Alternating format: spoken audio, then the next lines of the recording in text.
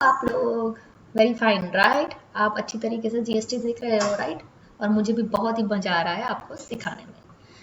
सो ये सेशन में हम डिस्कस करेंगे कि before going to directly file the GSTR1 और GSTR3B इन टैली ERP9 राइट। अगर आप टैली ERP9 सॉफ्टवेयर यूज करते हो और वहां से आपको GSTR1 and GSTR3B directly file करना चाहते हो तो कुछ कुछ चेंजेस ऐसे हैं कि जो आपको करने पड़ेंगे इन टैली, क्योंकि काफी सारी बार इतना पॉसिबल है कि आपको जो नॉट रिलेवेंट और जो इंफॉर्मेशन आती है वो हमेशा आपको चेंज करनी पड़ती है। सो ये सेशन में हम डिस्कस करेंगे कि आप कोई विदाउट एरर आप GSTR1 एंड 3B कैसे इजीली आप 2 मिनट में फाइल कर सकते हो राइट। तो सबसे पहले मैं आपको बताती हूँ कि मान लीजिए कि आपका कोई एक ही प्रोडक्ट है, मतलब एक ही सिंगल क्वांटिटी, मतलब एक ही प्रोडक्ट है। मान लीजिए कि मैं रबर, और वो एक ही रबर सेम ही पर्टिकुलर का या तो सिर्फ एक ही क्वालिटी का मैं बेच रही हूँ, ओनली सिंगल प्रोडक्ट। और either if I am having only single servicing, मतलब एक ही टाइप की मैं सर्विसेज प्रोवाइड करती हूँ। और वो बंदे कौन कौन से हो सकते हैं? वो सर्विस सेक्टर भी हो सकते हैं, ट्रेडिंग भी हो सकते हैं, मैन्युफैक्चर भी हो सकते हैं, डीलर भी हो सकते हैं राइट। सो मीनवाइल उसका मतलब ये हुआ कि ये सारे जो बंदे हैं जो सिंगल प्रोडक्ट्स, जो उसके पास एक ही प्रोडक्ट है right, of the same quality, of the same सारे सर्कमस्टेंसेस सेम ही है राइट, और वो एक ही चीज बेच रहा है या तो एक ही चीज मैन्युफैक्चरिंग कर रहा है right. There is no other thing, there is no other similar product और similar quantity that are selling right. So उस केस में क्या रहेगा, वो पार्टी के लिए सिर्फ एक ही HSN कोड है, सिंगल प्रोडक्ट है, सिंगल सर्विस है, यानी कि रेट ऑफ जीएसटी भी उसका सेम ही रहेगा राइट, और उसका सिंगल ही प्रोडक्ट है और सिंगल सर्विस है, एक ही है राइट। तो उस केस में क्या करेंगे, आप directly F11 right, we know all know कि आप F11 क्लिक करेंगे और यहाँ से जो आपकी स्टैट्यूटरी इंफॉर्मेशन है आप डायरेक्टली यहाँ से ही आप जो अनेबल आपने यस किया था और सेट और अल्टर जीएसटी डिटेल है, वहां से आप यस करके यहाँ से आप आपके जीएसटी डेटा यहाँ पे डाल सकते हो राइट। सो यहाँ पे आपको डिस्क्रिप्शन में HSN कोड एंड जो भी आपका टैक्स है वो आप यहाँ पे डाल सकते हो। मगर मान लीजिए ऐसा तभी होगा जब आपका एक ही क्वांटिटी है, जो नॉर्मली पॉसिबल नहीं है, एक ही सिंगल प्रोडक्ट है राइट। क्योंकि मान लीजिए कि कोई बंदा केमिकल का भी कर रहा है और उसका rate of tax suppose same ही है, 12% ही है, मगर वो केमिकल में भी बहुत सारे केमिकल वो ट्रेडिंग कर रहा होगा, मैन्युफैक्चरिंग कर रहा होगा राइट, क्योंकि उसको क्वांटिटी भी तो मेंटेन करनी है कि क्वांटिटी वाइज उसकी डिटेल कौन सी है राइट, कि क्वांटिटी ये वाली जो बायोकेमिकल है, बायोडीजल डीजल है, फर्टिलाइजर केमिकल है, उस सारे अलग अलग उसको मेंशन तो करने पड़ेंगे ना, क्वांटिटी तो मेंटेन करनी पड़ेगी ना उसको राइट। सो उस केस में क्या करेगा बंदा, तब उस केस में ये वाला फॉल नहीं होगा, क्योंकि F11 वहां पे जाके आप क्योंकि अगर सिंगल है तो डायरेक्टली वो F11 में जाके यहाँ पे वो चेंज कर पाएगा, और ड्यूटीज एंड टैक्सेस में भी आराम से वो 12% डाल के वो सेल्स इनवॉइस ऑटोमेटिकली जनरेट कर पाएगा और इजिली हो जाएगा राइट। मगर हम यहाँ पर इसलिए है कि मान लीजिए कि आपके पास उससे ज्यादा प्रोडक्ट है, ऑफ कोर्स मेजोरिटी 98% में यही रहता है, other than service class right. तो उस केस में क्या करेंगे वो हम ये सेशन में डिस्कस करेंगे। उसके लिए हम सेपरेट वाउचर, यानी कि जीएसटी रिटर्न बनने के लिए आपको एग्जैक्टली सही इंफॉर्मेशन चाहिए और you want to file in 2 minutes, then you need to clear one voucher class. और कहाँ पे जाके आपको जीएसटी रेट मेंशन करना है वो हम आज के ये सेशन में डिस्कस करेंगे राइट। सो हम वन बाय वन जाएंगे कि कैसे आपको कौन से लेजर बनाने हैं और लेजर बना के टाइम पे भी आपको कौन सी चीजें ध्यान में रखनी है राइट। फर्स्ट है हमारा टैक्स लेजर। तो सबसे पहले हम जाएंगे टैक्स लेजर में। तो टैक्स लेजर कौन कौन से टाइप के हो सकते हैं, CGST, SGST, IGST राइट। उसमें हम क्या करेंगे, वो ड्यूटीज एंड टैक्सेस में हम जब मेंटेन करेंगे तो हम लोग नॉर्मली क्या करते हैं कि आउटपुट टैक्स और इनपुट टैक्स के अलग अलग लेजर बनाते हैं, like output CGST, output SGST, output IGST, then अलग से हम इनपुट टैक्स क्रेडिट का भी आउटपुट CGST, आउटपुट, ऐसा कुछ नहीं करना है। Please don't do that, don't waste your time. Tally ERP बहुत स्मार्ट है। यू कैन इजीली, आपको कॉमन एक ही लेजर बनाना है। मैं आपको बताऊंगी जो उसके लिए आपको बहुत इजी रहेगा, आपको सेट ऑफ करने में, यानी कि रिटर्न भरने के बाद भी काफी सारी फॉर्मेलिटी है, राइट। उस चीज करने में आपको बहुत इजी रहेगा, बैलेंस आइडेंटिफाई करने में। Directly you can just go to the duties and taxes and directly you can verify that your tax is payable और टैक्स इज डेबिट, राइट। और आपके पास क्रेडिट है या आपको टैक्स भरना है तो कितना भरना है, that you can easily identify in case of common ledger. तो आप उस केस में क्या करेंगे मैं बताती हूँ आपको। देखिए ये मेरा GST 3B कितना इजी रहा है, सब चीजें ऑटोमेटिकली आ चुकी है और यहाँ पे हमेशा 0 होना चाहिए। तो ये बहुत ही जरूरी है, आपको GSTR 1 और 3B दिल्ली में से फाइल करना है, तो that both has to be 0। तो उसके लिए हम क्या क्या करेंगे, तो अभी आपको मैं बता रही थी आपको सबसे पहले कि कौन कौन से, जैसे सपोज टैक्स लेजर तो मैंने ऑलरेडी बना के रखा है, तो मैं आपको बताती हूँ। लाइक IGST, तो IGST के लिए आपको अलग, मतलब अलग से अलग आउटपुट और इनपुट नहीं बनाना है, उसको डायरेक्टली आपको सिर्फ IGST करके ड्यूटीज एंड टैक्सेस में GST यहाँ पे सिलेक्ट करना है। एंड यस, यहाँ पे आप क्या करेंगे, इंटीग्रेटेड टैक्स करेंगे। सेम वे आपको CGST का बनाना है तो CGST का बना देंगे, और SGST का बना के टाइम पे आपको स्टेट टैक्स करना है, राइट। और एंड यस, आपको यहाँ पे परसेंटेज वेरीफाई मतलब नहीं आपको मेंशन करने हैं, ओके। आपको यहाँ पे नहीं करने हैं 0, यहाँ पे आपको 0 ही रहने देना है। And yes, rounded off method आपको नॉट एप्लीकेबल करना है, क्योंकि नाउअडेज GSTR 1 एंड 3B आपको राउंडिंग ऑफ, मतलब आप करना है तो कर सकते हैं, मगर अदरवाइज अगर आपके बहुत सारे बिल्स है और वो है, और नॉर्मली क्या रहता है कि फिर GSTR 1 और 2 में मैच नहीं हो पाता है। सो नॉर्मली आई रिकमेंड कि आपको नॉट एप्लीकेबल ही रखना है, विच इज इन फ्रैक्शन, तो वो ऑटोमेटिकली राउंडेड कर लेगा, राइट। ये हो गया हमारा टैक्स के रिगार्डिंग। और दूसरी चीज आपको नॉट एप्लीकेबल करना है, और टैक्स क्लासिफिकेशन हमने ऑलरेडी डिस्कस कर लिया कि अगर आप सिंगल ही है तो ही आपको करना है, अदरवाइज आप नहीं करना है, राइट। वो आपने ऑलरेडी डिस्कस कर दिया है। देन अगेन उसके बाद हम क्या करेंगे, जो भी हमारा सेल्स है एंड डेटर्स है, दो मतलब सेल्स के रिगार्डिंग, आउटवर्ड सप्लाईज के रिगार्डिंग हमारे 2 लेजर रहेंगे। सबसे पहला रहेगा सेल्स अकाउंट, कि सेल्स अकाउंट में भी आप कैसे टाइप के सेल्स आप क्रिएट करेंगे, तो मैं आपको बताती हूँ। सिर्फ आपको नॉर्मली सिर्फ सेल्स ही ऐसे बनाना है, लाइक टैक्सेबल सेल्स, उसमें कुछ मेंशन नहीं करना है, सिर्फ आपको सेल्स ही यहाँ पे सिलेक्ट करना है, और यहाँ पे आपको एप्लीकेबल करना है। एंड अगेन यहाँ पे आपको GST की डिटेल्स नो ही रखनी है, वहां पे आपको यस नहीं करना है, राइट। यस, यहाँ पे आपको GST एप्लीकेबल यस करना है, मगर रेट्स में नो करना है, राइट। देन हम देखेंगे सन्ड्री डेटर्स में, तो ऐसे ही आपको एक सेल्स अकाउंट आपका एक ही रहेगा। There is no exempt sales और no outward tax and sales at the rate 2%, sales at the rate 18%, ऐसा कुछ बनाने की जरूरत नहीं है, right. Just you need to go with the sales account, एक ही अकाउंट बनाना है, that is sales account, right. और दूसरा आपको मैं बता, जब सन्ड्री डेटर्स जब आप बनाते हो, डेटर्स बना के टाइम पे जब आप सेल करते हो वो वाली पार्टी, तो उस स्टेट में आपको state, registration type and GST number आपको बहुत ही बारीकी से डालना है। ये आपको डालना ही है, ऐसा नहीं उसको स्किप करना है, क्योंकि आप स्किप कर देंगे तो आपको GSTR 1 और 3B में फॉल्स इंफॉर्मेशन मिल सकती है, राइट। जैसे मैं आपको बता देती हूँ, मेरे केस में देखो मैंने 3 टाइप के डेटर्स बना के रखे हैं आपके लिए। जैसे इंटरस्टेट, ये इंटरस्टेट मैंने डेटर्स ऑलरेडी मेंशन किया है कि वो डेटर्स है। देन यहाँ पे देखो स्टेट, देन पिन कोड, क्योंकि मैंने ऑलरेडी मेरी जो कंपनी बनाई थी ना, तब मैंने अपना GST नंबर डाला है, राइट। अभी टैली क्या करेगा कि मैंने अपना गुजरात का डाला है, why I am telling that this data is interstate, क्योंकि वो GST ऑटोमेटिकली वो डिटेक्ट कर लेगा कि जैसे ही मैं महाराष्ट्र सिलेक्ट करूंगी और मैं उसको बताती हूँ कि वो रेगुलर है, तो ऑटोमेटिकली वो इंटर में चला जाएगा, राइट। और सेम वे आपको वो भी, अगर वो इंटरस्टेट भी है तो प्लीज नोट डाउन कि आपको वो कंपोजिशन है, कंज्यूमर है या तो अनरजिस्टर्ड है। You need to specify this, कभी भी अननोन सिलेक्ट मत करना। आप अननोन सिलेक्ट करेंगे तो आपकी GSTR 3B गलत हो सकती है, GSTR 1 गलत हो सकता है, राइट। ये हो गया सेल्स के बारे में, और ये हो गया डेटर्स के बारे में।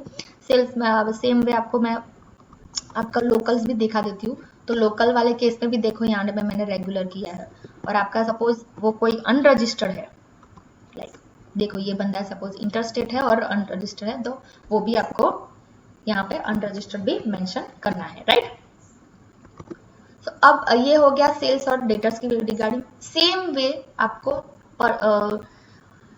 परचेज और क्रेडिटर्स में भी आपको ध्यान में रखना है। वो क्या है, दैट इज ये कि परचेज बनाते के टाइम पे सेम वे आपको उसमें भी सेम ही रखना है। परचेज अकाउंट देखो यहाँ पे भी मैंने परचेज ही किया है एप्लीकेबल, यहाँ पे सेम आपको नो ही रखना है, और आपको type of supply of goods he select करने हैं, राइट। सेम वे आपके पास जो क्रेडिटर्स है, राइट, अभी कोई मेरा क्रेडिटर्स कंपोज में इसलिए बाइफरकेट करके रखा है। सो क्रेडिटर्स में भी आपको creditors, then please specify state and आपके कौन से टाइप का है, वो रजिस्ट्रेशन टाइप कौन सा है, ये चारों में से कोई एक ही करना है, never select unknown, right. So always keep in mind कि आपको ये debtors, creditors, sales and purchase हमारा हो गया है, राइट। देन नेक्स्ट, अगर आप बिल चार्ज करने के टाइम पे, मतलब सेल्स बिल चार्ज करने के टाइम पे आप कुछ एडिशन दे रहे हो क्लाइंट को, राइट, आप गुड्स तो सप्लाई कर ही रहे हो, आप सर्विस तो सप्लाई कर ही रहे हो, मगर उसके साथ कुछ कोई इंश्योरेंस चार्जेस ले रहा है क्या, तो कोई ट्रांसपोर्टेशन चार्जेस, कोई फ्रेट चार्जेस, कोई वारंटी चार्जेस, राइट।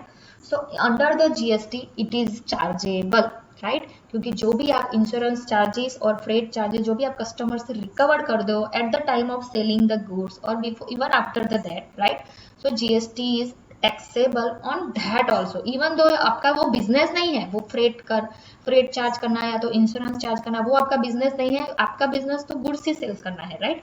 मगर आप बिल में चार्ज कर रहे हो तो जीएसटी जो भी आप 18% आप कैलकुलेट करते हो तो वो उसके साथ इंक्लूड करना पड़ेगा।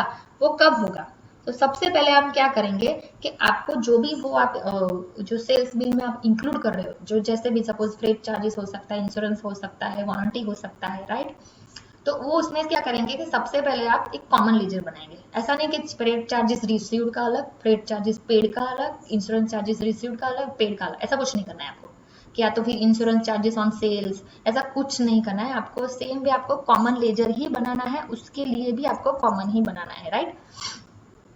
देन और उसमें आपको जब बनाते टाइम पे आपको लेजर कौन सा सिलेक्ट करना है, अगेन आपको कॉमन बनाना है, इसलिए आपको मैं बोल रही हूँ कि डायरेक्ट एक्सपेंस में करेंगे। एंड यस, डायरेक्ट एक्सपेंस का भी आपको ग्रुपिंग चेंज करना है, वो याद से करना है, वो कैलकुलेशन में वो आपको मैं बता देती हूँ। और जीएसटी एप्लीकेबल जब वो पूछेगा उसमें नो करेंगे, और असेसेबल वैल्यू में आप जीएसटी में यस करेंगे, राइट। सो वो हम अभी देख लेते हैं कि सबसे पहले मैं बताऊंगी आपको फ्रेट चार्जेस, यस ये मैंने बनाया है, that is already in directed expense, right. Then rounding off method में ऑलरेडी मैंने नो किया है। देन जीएसटी मैंने नॉट एप्लीकेबल किया है, प्लीज नोट डाउन कि जीएसटी यहाँ पे आपको नो करना है, बाकी कोई जगह आपको नो नहीं करना है, सिर्फ यहाँ पे ही जो आप बिल्स में चार्ज कर रहे हो सिर्फ वहाँ पे ही आपको नो करना है। देन आपको यहाँ पे जब include in accessible value for calculation, यहाँ पे आपको जीएसटी सिलेक्ट करना है, राइट, और उसमें आपको गुड्स सिलेक्ट करना है और ये बेस्ड ऑन वैल्यू करना है, उसका रीजन मैं आपको बाद में बताऊंगी, राइट। और उसके साथ साथ जब डायरेक्ट एक्सपेंसेस आप जब देखते हो तो जो ग्रुपिंग है उस ग्रुपिंग में भी आपको जाकर कुछ चेंज करना है, वो मैं आपको बताती हूँ। सो जो राइट नाउ मेरा डायरेक्ट एक्सपेंस है तो मैं डायरेक्टली जाऊंगी कंट्रोल एंटर। सो ये डायरेक्ट एक्सपेंस के में मेन ग्रुपिंग लेजर में मैं आ चुकी हूँ। सो वहां पे मुझे क्या करना है, जो ये वाला था ना, use for calculation for example taxes और for the sales invoice entry, वो वाला आपको यस रखना है। So please keep in mind आपको ये यस करना है और जीएसटी एप्लीकेबल यहाँ पे नो करना है, right. So please note down that. उसी तरह से आप फ्रेट चार्जेस, इंश्योरेंस चार्जेस और जो भी आपके वारंटी चार्जेस है वो भी आप बना सकते हो, और सेम भी आपका राउंडेड ऑफ भी है, सो वो भी आपको सेम वे ऐसे ही बनाना है, राइट। ये राउंडेड ऑफ का भी देख लीजिए, वो भी आपको ऐसे ही बनाना है, मैंने उसमें आपको नॉट एप्लीकेबल कर सकते हो, राइट, क्योंकि उसमें कुछ ज़्यादा फर्क नहीं रहेगा जीएसटी इज चार्जेबल और नॉट, क्योंकि वो सबसे लास्ट में हम लोग बिल्स में भी सबसे लास्ट में डालते हैं, क्योंकि जीएसटी ऑलरेडी कैलकुलेट हो चुका है, उसके बाद राउंडेड ऑफ करते हैं, राइट।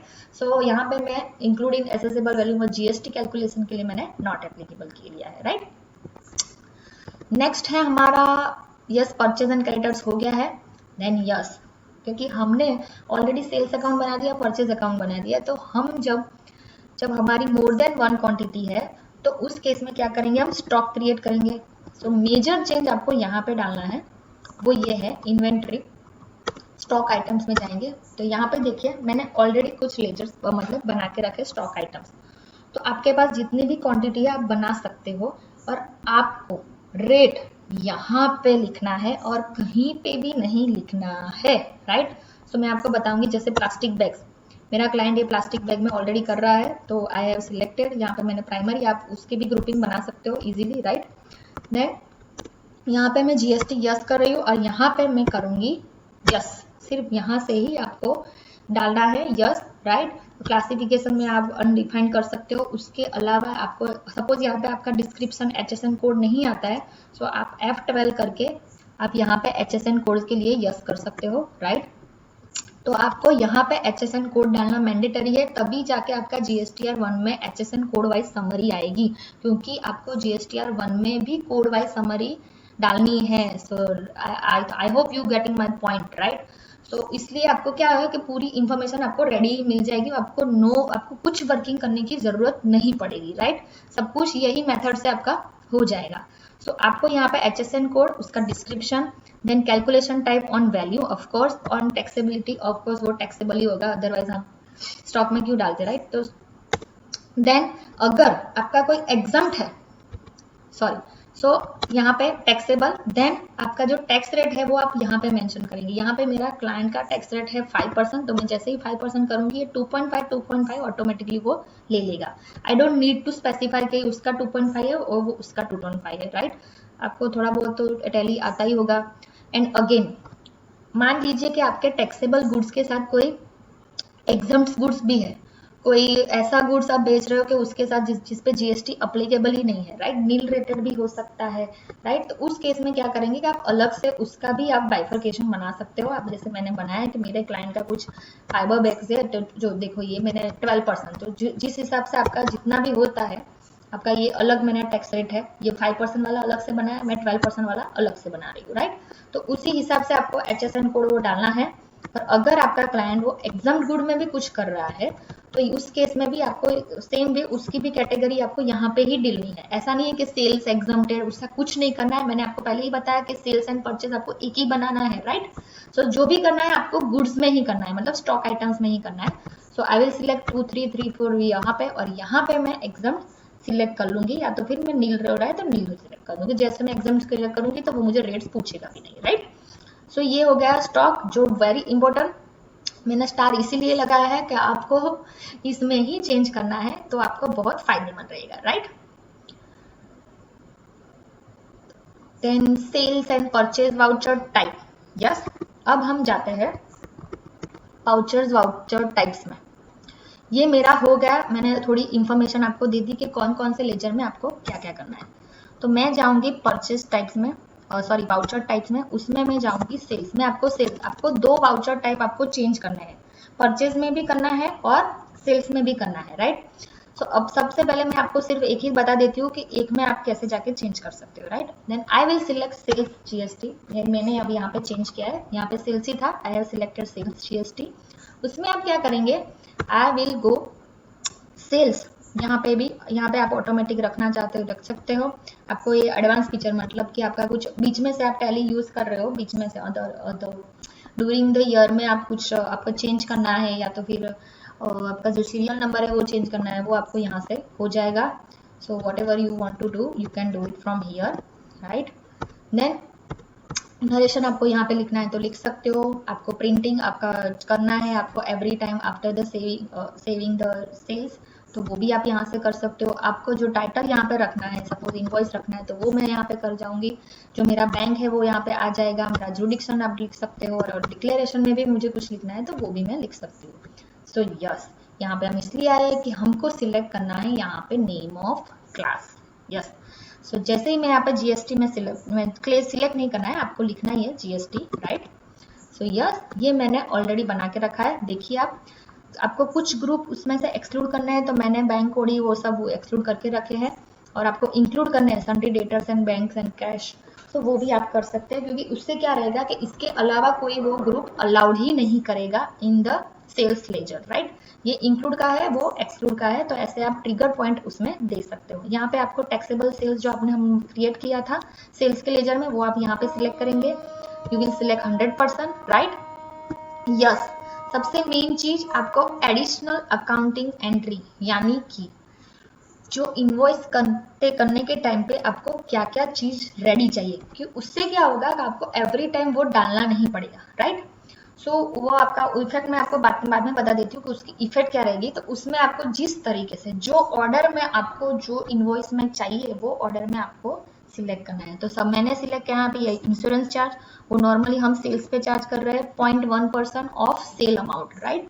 तो उस पर मैंने किया है इंश्योरेंस चार्जेस, वो सबसे पहले लिया है। मुझे राउंडेड ऑफ चाहिए थे इंश्योरेंस चार्जेस, तो मैंने यस किया है। Then I would go with the freight charges, मुझे वो फ्रेट चार्जेस भी अंदर डालना है। और यहाँ पे मैंने सेलेक्ट किया है as a user defined value, मतलब कि सारे केस में ऐसा जरूरी नहीं कि मेरा फिक्स ही फ्रेट चार्जेस है, राइट। अगर आपका फिक्स ही है सपोज, तो आप उसमें डाल सकते हो फिक्स रेट, तो वो फिक्स ऑटोमेटिकली वहां पे आ जाएगा, राइट। और आपको अपने खुद हिसाब से आपको डालना चाहते हो तो वो भी डाल सकते हो। Then I have selected CGST, SGST, IGST and rounded off में भी आपको सिलेक्ट करना है as a total amount of rounded off normal rounding, क्योंकि 1 में मुझे 0 में चला, एटलीस्ट इनवॉइस मुझे 0 में चाहिए, not IGST, CGST and SGST, right. So ये हो गया हमारा नेम ऑफ क्लास। सो यहाँ पे करने के बाद आप जब जाके सेल्स में एंट्री करेंगे, I will show you the reason, right. तो ये मेरा जो सेल्स का एंट्री हुआ ना, तो every time whenever going I am the sales, तो एवरी टाइम वो मुझे इस तरह से मुझे रेडीली इंफॉर्मेशन वो दे देगा। I don't need to select each and every item every time, right. So जब मैं यहाँ पे डालूंगी और जो हमने जो ऑलरेडी बाइफरकेशन करके रखा है, तो उस हिसाब में आपको दिखाऊंगी कि क्या चेंज होता है, राइट। सो यहाँ पे देखिए मैं डेटर सिलेक्ट कर रही हूँ लोकल वाला। Local means register which is local, मतलब मुझे क्या लगेगा SGST, CGST, right. So yes, मैं जैसे ही रोटर और मेरा है प्लास्टिक बैग्स उनको प्रोवाइड करना। सो देखिए आपने जैसे मैंने रेट नोट डाउन किया, उन्होंने काफी सारी चीजें ऑटोमेटिकली काउंट कर दी, राइट। SGST, CGST ऑटोमेटिकली आ गया, ये भी आ गया, इंश्योरेंस चार्जेस भी 0.1% था वो भी आ गया। एंड ऑल्सो प्लीज सी, आपको जब फ्रेट चार्जेस है तो उस पर भी तो GST लगता है, राइट। सो वो अभी मैं जब भी मैं चेंज करूंगी तो यू कैन सी तो ऑटोमेटिकली उसकी SGST और CGST फिगर भी चेंज होगी, क्योंकि मैंने उसमें डाला है कि GST के साथ ही मुझे चाहिए, क्योंकि GST उस पर लगता है। So when I am saying कि उस पर मैंने 2000 फ्रेट चार्जेस मैंने उससे लिए हैं, तो देखा आपने ऑटोमेटिकली यहाँ पे चेंज हो रहा है। सो अगर आपको याद रखना कि उसके अलावा कोई वारंटी चार्जेस है या तो कुछ और एक्स्ट्रा चार्जेस आप अंदर ऐड करते हो, तो ये SGST, CGST से पहले आना चाहिए, क्योंकि GST उस पर लगता है। अगर वो नहीं लगता है तो ही आप नीचे डाल सकते हो, राइट। सो ये हो गया हमारे वाउचर क्लास का इंफॉर्मेशन और एंड ऑलवेज। सो उसी हिसाब से हम देखते हैं। देखिए यहाँ पे हम ऐसे आपको ऐसा हो तो मैं ट्रायल करके दिखाती हूँ। इंटर स्टेट, मान लीजिए कि मैंने इंटर स्टेट किया है, राइट। सो देख रहे हो आप ऑटोमेटिकली IGST वहाँ पे कैलकुलेट कर लिया उसने, right. So you can see कि आपकी काफ़ी सारी मेहनत कितनी इजीली हो जाएगी, राइट। एंड मैं आपको आपका हमारा 3B भी बता देती हूँ कि कैसे आपका 3B दिखेगा।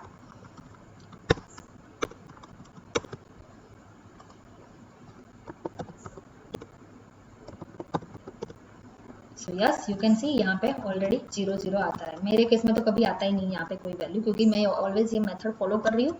सो मेक श्योर आपने उसी तरह से अपने GST के जो भी परसेंटेज आपको डिफाइन करने हैं, तो उस हिसाब से आपने की है। और अगर आप वाउचर क्लास यूज नहीं करना चाहते तो दैट इज ओके, बट आपको जो टैक्स डिफाइन करना है वो स्टॉक आइटम में करना है, तो उस हिसाब से आपको बहुत ईजी रहेगा विथ टैली ERP 9, राइट। ये हो रहा है, ये हमारा कंप्लीट हो रहा है यहाँ पे सेशन। Bye bye.